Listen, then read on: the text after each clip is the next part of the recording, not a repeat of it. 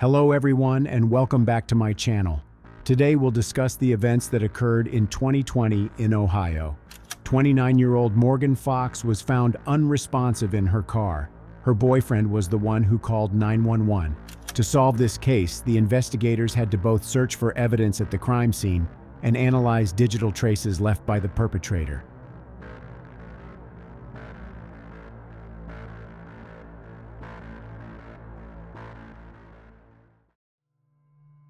In 2020, Morgan was 29 years old. She, her 9-year-old daughter, and her boyfriend lived in Plain Township, Stark County, Ohio. Her daughter was the most important person in her life. Morgan worked hard and did everything to ensure that her daughter had everything she needed. At that time, Morgan held the position of operations manager at FedEx. She tragically died in the early morning of October 28, 2020. Her boyfriend found her in the driveway of their house. Morgan was in the driving seat of her SUV. The car door was ajar, and Morgan had a head wound. Her boyfriend told the 911 operator that Morgan had no pulse and also assumed that someone had hit her on the head. It was raining when police officers arrived at the crime scene, and in such cases, rain can destroy crucial evidence. Morgan was half inside and half outside the car. Her purse was still with her, and it didn't look like someone had robbed her. There was also some cash in the car, but the perpetrator didn't take it either. The investigators noticed a bullet hole in the passenger door and realized that someone had shot Morgan. Next to the neighboring house, there were fresh tire tracks on the lawn and mud splashes on the fence. But at that time, it was unclear whether this had anything to do with the case. When the experts pulled Morgan's body out of the car, they saw 2 bullet wounds to her head. One was behind her left ear, and the other was at the top of her head. Everything indicated that someone had approached her car as she was getting inside and shot her. The investigators had to find out who committed this brutal, cold-blooded crime. Various objects were lying next to her car. Morgan's cell phone was also on the ground. A phone is always a crucial piece of evidence because it may contain information necessary for an investigation. The police took Morgan's phone as evidence, hoping the rain had not damaged it. Morgan's mother said she had spoken to her daughter on the phone the night before. The investigators asked her if Morgan had any enemies, if she had a good relationship with her boyfriend, and if there was anyone who wanted to harm her. Morgan's mother said that Morgan and her boyfriend sometimes had problems in their relationship, but they had been doing well lately. The mother told investigators that Morgan had issues with some of the men she worked with. When investigating such cases, the police first check whether the people closest to the victim were involved. That's why the detectives questioned Morgan's boyfriend. He was the one who discovered her lifeless body and who called 911. 911, you need police, fire, or medical help? Police, medical. I'm pretty sure my girlfriend's dead. I got up for work, came out, looked outside, I seen her car out here. I came out here and she's laying in her front seat. Oh my God. You doing okay, sir? No. I understand. We're going to get you some help here as quick as possible. He said that he and Morgan had lived together for about a year. He was not the father of her daughter, but according to him, they got along well. Morgan was going to work that day. To be at work by 2:30 a.m., she would usually get up at about 1 a.m. and leave the house at 2 a.m. or a little later, and that was enough time for her not to be late for her shift. Morgan's boyfriend said he woke up around 6 a.m., looked out the window, and saw her car still parked at the house. Finding it strange, he immediately went out to check what had happened. He left the house and saw that Morgan was still in the car and that she was unresponsive. After that, he immediately called 911. He was agitated and emotional when the investigators asked him questions. He appeared to be devastated by Morgan's death and wanted to help the investigation. During the conversation, it didn't seem like he was trying to hide anything. He said that the day before, Morgan had dropped her daughter off with her grandmother, as she did every time she had a night shift. Then she returned home, had dinner, and went to bed. Morgan's boyfriend also told investigators about one incident that interested them. According to him, Morgan had a conflict with male colleagues because they took her phone, which she left on her table. She entered the office and saw them looking through photos and personal information stored on her phone. She got angry and quarreled with these colleagues. There was practically no evidence at the crime scene, so investigators hoped that they would be able to find surveillance cameras located nearby. The patrolmen went door to door and discovered several cameras in the door peepholes. At that time, it was their only hope because there were no other leads yet. But even these hopes did not come true. There was nothing suspicious in the footage they obtained. Fortunately for the police, the rain didn't damage Morgan's phone, and they managed to turn it on. They analyzed her texts and discovered her boyfriend was the last person she texted. Studying the messages, the investigators realized everything was fine between Morgan and her boyfriend. On October 8th, 20 days before her death, Morgan wrote her boyfriend a message in which she told how some colleagues took her phone and went through it. She was sure they had found intimate photos of her there. After reading these messages, the investigators had no doubt that Morgan's boyfriend had told them the truth. Since the investigators heard about Morgan's problems with colleagues from two different sources, they went to her place of work. They needed to learn the details of the incident they found out about. The manager confirmed that the incident with Morgan's phone really did happen. 3 male employees were involved in it. FedEx provided the police with the personal files of these 3 employees, and the officers discovered something disturbing after examining them. 2 of the employees were not of particular interest to the police, but the 3rd colleague was a very suspicious person. At one point, he received a verbal warning at work for harassing another colleague. He continued to behave like this even when she asked him to stop it. It was 29-year-old Jason McDermott. The police knew that Morgan usually left the house at about 2 a.m. to go to work. She should have been at her workplace by 2:30 a.m. Since she did not have time to drive away from her house, the investigators knew the time frame of the crime, between 2 and 2:30 a.m. Therefore, they decided to check when Jason McDermott came to work that night and requested CCTV footage. These recordings showed that McDermott came to work at 2:58 a.m. that night. He came in through the back door. It meant McDermott wasn't at his workplace at the time of the crime. That's why he became a suspect in this case. McDermott left work at 9:58 a.m., and according to the manager, he behaved as usual that day. FedEx confirmed that McDermott was also an employee. In a statement, a spokesperson said, "We continue to extend our deepest condolences to the family and friends of our team member Morgan Fox. In the wake of this tragic event, FedEx Ground is cooperating fully with law enforcement throughout their investigation." According to one of the testimonies, Morgan cut off their relationship, and McDermott was devastated. McDermott wrote Fox an apology letter and received a verbal warning at work. McDermott was told he'd be terminated if it happened again. Morgan's family didn't know who to suspect. Through social media, Morgan's sister appealed to anyone with any information to contact the police. Someone could have been there, seen or heard something.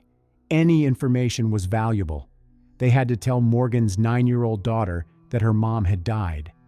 Meanwhile, investigators focused on Morgan's colleagues. They analyzed her phone again to find out if Morgan had texted someone who had taken her phone without permission and looked at her photos. They found correspondence with Jason McDermott. There was a lot of information that seemed interesting to the investigators. About a year before Morgan's death, Jason brought her breakfast when they were at work. He wrote that he was always ready to help her. Morgan thanked him and said she appreciated it. Judging by the texts, Morgan considered Jason a friend while he wanted something more. However, after October 8th, when Morgan saw her colleagues, including Jason McDermott, going through her phone, she started to feel differently about him. Now, her messages to Jason were harsh because he lost her trust. She asked Jason about this incident with the phone. McDermott replied that he was very sorry that everything had turned out that way, but Morgan didn't want to talk to him anymore and didn't act friendly. The last communication between them was on October 24th, 4 days before Morgan's death. Jason sent her a message asking, "How is Columbus going?" Morgan replied, "How do you even know about that?" At that time, Morgan was with her family that lived in Columbus, and she was surprised that Jason knew about it. He replied that she had told him about it herself, but Morgan didn't talk to him much after the phone incident. Moreover, investigators did not find a message in Morgan's phone in which she wrote that she was going to Columbus. It raised suspicions that Jason McDermott might have been following her, so he was brought to the police station for questioning. He agreed to answer all the questions. When asked if he and Morgan had ever had a romantic relationship, he replied, "No."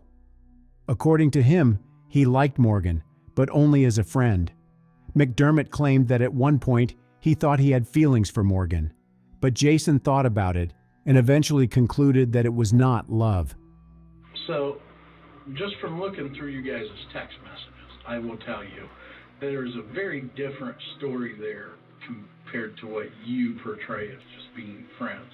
I'm telling you, I know what it is when I read it. Okay. And you may have been playing along with the friendship, and I 100% believe that you're in love with her. There's an infatuation there going on your end, maybe not necessarily her end. I never saw it as such.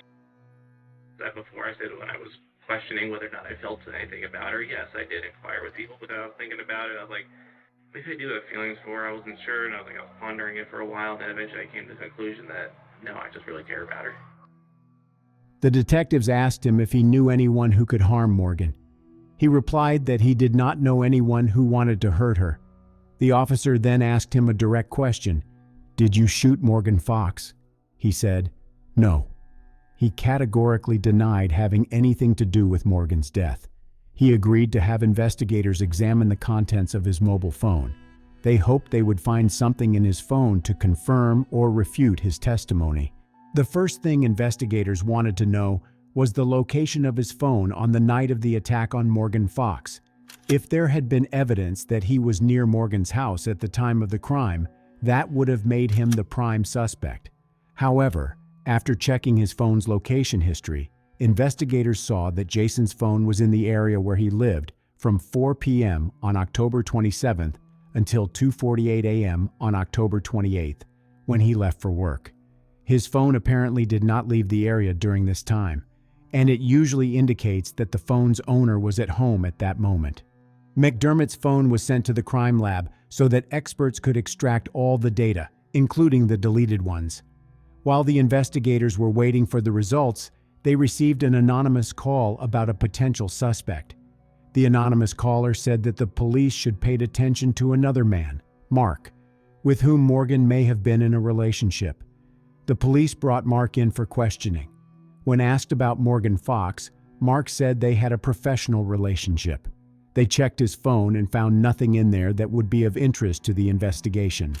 After verifying his alibi, police excluded Mark from the list of suspects. During the investigation, police ruled out all suspects except Morgan's boyfriend and her colleague Jason McDermott. But it was McDermott who caused more distrust, and therefore, the investigators decided to focus their attention on him. Before bringing McDermott in for questioning, the police found him at his parents' house. His car was in the driveway, and the officers noticed that the car had recently been washed. It seemed strange to them because it had rained the day before, and the roads had not yet had time to dry. They started thinking, why did he need to wash his car? They learned from Jason that on October 28th, after his shift ended, he stopped by the gas station and the car wash. The investigators went there and looked at the CCTV footage. The recordings confirmed that he arrived at the car wash immediately after work. But there was another strange detail. After thoroughly cleaning the back tire wells, McDermott, for some reason, decided to clean the area a second time. It seemed rather odd to the investigators. After all, the roads were still wet after the rain. After washing his car, he drove through the gas station to the store located there. But he didn't go into the store when he parked and got out of the car. Instead, he walked around his Ford and carefully examined it. Experts analyzed tire tracks from the crime scene and concluded they were consistent with those from McDermott's car. That explained why he went to the car wash and washed the tires so thoroughly. The police talked to his friends and colleagues. They all knew about the incident when he took Morgan's phone. They all knew that Morgan decided to stop communicating with him after that, and each of them confirmed that Jason was very upset about it. His behavior changed. It seemed like he became obsessed with bringing Morgan back into his life. Investigators started following McDermott and discovered he had attended a vigil near Morgan's house. He posted a photo from there on his social media and wrote a lengthy post dedicated to Morgan. He shared a picture of Morgan with a hashtag Justice for Morgan Ashley and addressed the post to Foxy. "I wish I had time to list all the ways you have impacted my life, but the list would be so long we'd never make it to the end. You were the friend where if I was having a bad day, I knew I could always come talk to you," McDermott wrote.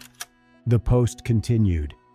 "It's so strange not having you around to talk to, and this has left a giant hole in my heart, but I know you will always be watching over us, your family, your friends, and your daughter. You have left a lasting impact on all of our lives, and you will never be forgotten." The experts were able to extract data from his phone. The report included even the data that McDermott cautiously deleted. His browser history indicated that he visited adult video websites daily. It seemed like he was obsessed with such videos. In his correspondence with others, he often discussed Morgan and even shared photos of her. There were hundreds of pictures of her on his phone. McDermott wrote to many women on social media. He would then persuade those who replied to meet in person. But judging by the data from his phone, at some point, McDermott focused his attention exclusively on Morgan Fox and stopped writing to other women. He would even write down everything Morgan did. In the summer of 2020, McDermott began secretly filming Morgan on his phone during the work shift.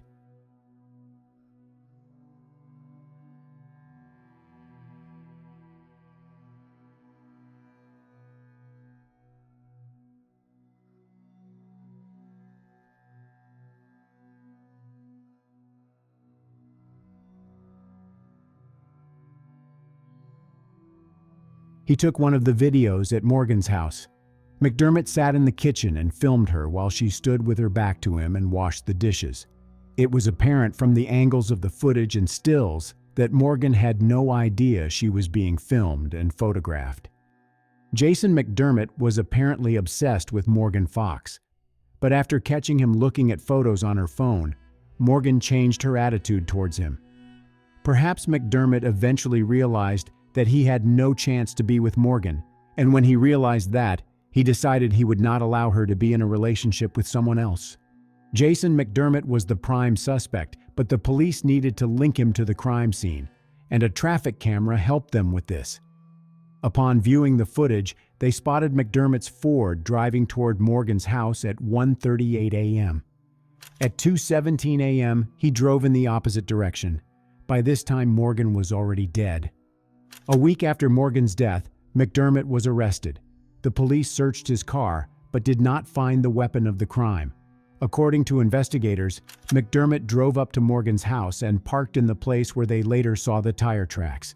He sat there and waited for Morgan to leave the house and get into her car. And when she came out, McDermott walked up to her and shot her twice in the head. Then he got back in his car and quickly drove off. McDermott speedily left the crime scene, splattering mud on a white fence. He returned home, picked up his phone, which he had intentionally left there, and then drove to work. After the end of the work shift, he went straight to the car wash to wash off the dirt left on the tires.